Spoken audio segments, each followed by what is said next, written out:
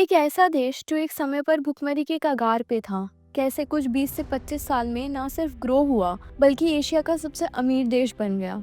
ये आइलैंड देश New York city से भी छोटा है, लेकिन इसकी per capita GDP UK, France, US और ऐसे कई डेवलप्ड कंट्रीज को भी पार कर चुकी है। आज वहाँ 6 में से एक इंसान करोड़पति है।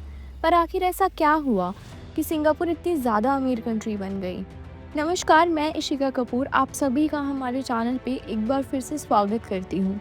आज हम बात कर रहे हैं सिंगापुर की, जिसके पास अपने कोई नेचुरल रिसोर्सेज ना होने के बावजूद भी ये बना दुनिया का सबसे अमीर देशों में से एक। इसका पूरा श्रेय जाता है वहाँ के former prime minister Lee Kuan Yew को, जिन्हें सिंगापुर का फाउंडर फादर माना जाता है, जिन्होंने देश को ऐसे समय से बाहर निकाला जहाँ से वो शायद कभी ना निकल पाता, और सिंगापुर नाम का देश कभी हमें सुनने को ही ना मिलता। सिंगापुर की हिस्ट्री शुरू होती है 2nd सेंचुरी एडी से, जब ये श्रीविजय एम्पायर के ट्रेडिंग पोस्ट तामसीत के नाम से जाना जाता था।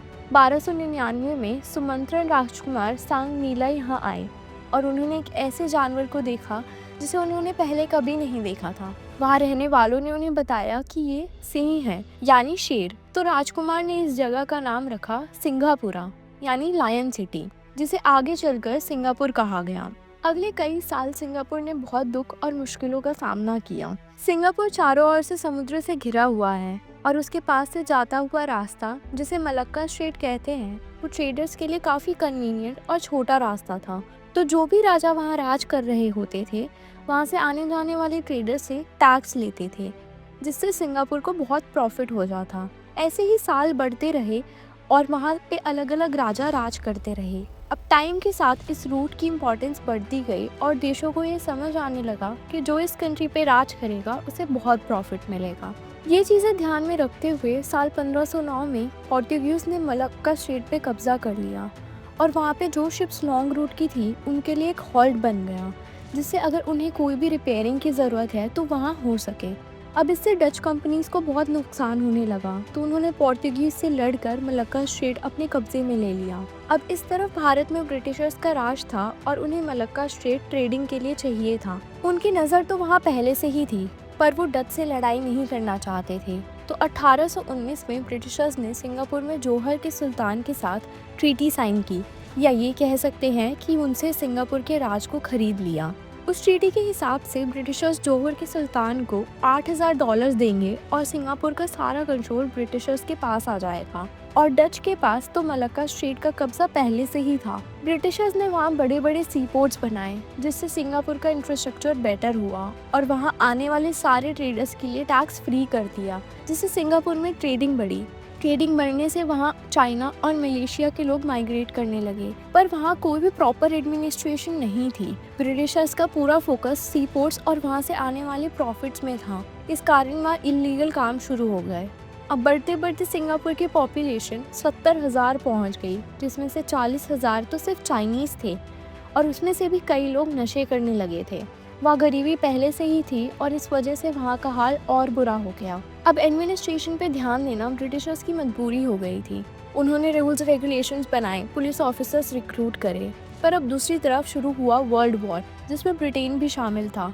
तो सिंगापुर में सब कुछ एक स्टॉप पे आ गया और वहाँ भुखमरी शुरू हो गई। इसके बाद 1918 में स्पेनिश फ्लू आया, जिसकी चपेट में सिंगापुर आ गया। वर्ल्ड वॉर के दौरान 1942 में जापान ने सिंगापुर पे हमला कर दिया और उसे अपने कब्जे में ले लिया। इस समय सिंगापुर में रहने वालों की हालत और ख़राब हुई, मास किलिंग्स हुई।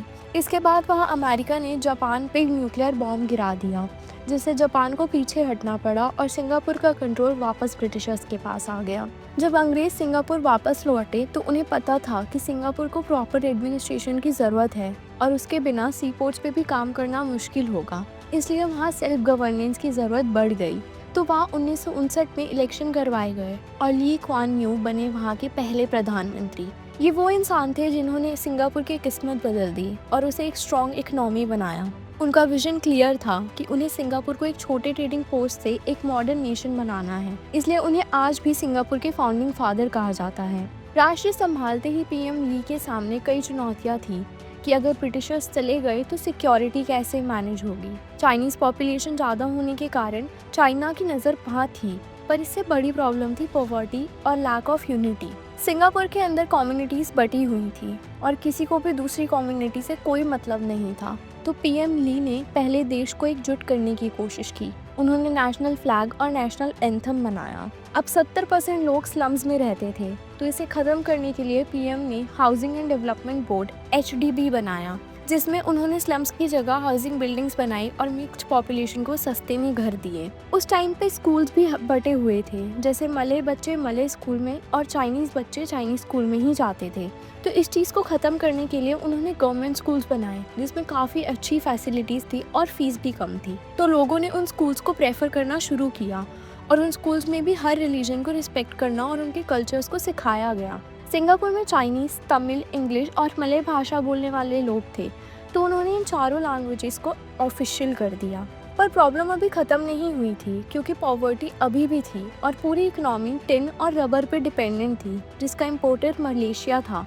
तो मलेशिया की सपोर्ट की ज़रूरत सिंगापुर को बहुत थी। 1960 में पीएम ली ने करप्शन एक्ट इंट्रोड्यूस किया, जिसके तहत कोई भी अगर करप्शन करते हुए पकड़ा गया तो 1 लाख सिंगापुर डॉलर्स का फाइन और जेल होगी।